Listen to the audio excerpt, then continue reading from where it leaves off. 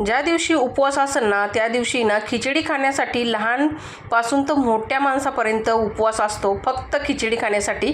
चला म्हटलं आज सर्वांसाठीच बनवा. तर तुमच्या इकडे पण असंच होतं का कमेंट करून नक्की सांगा.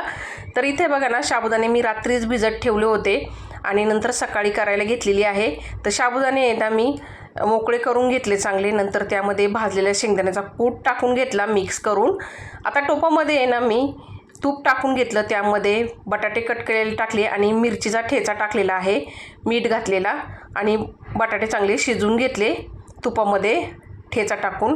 नंतर त्यामध्ये साबुदाणे टाकले, शेंगदाण्याचा कूट मिक्स केलेले आणि चांगले स्लो गॅसवरती वाफळून घेतले.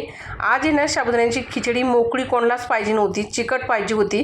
तर थोडेसे साबुदाणे जास्त भिजवले मी पाणी टाकून, म्हणजे चिकट होते साबुदाण्याची खिचडी. पहिल्यांदाच मी अशी चिकट खिचडी केलेली आहे.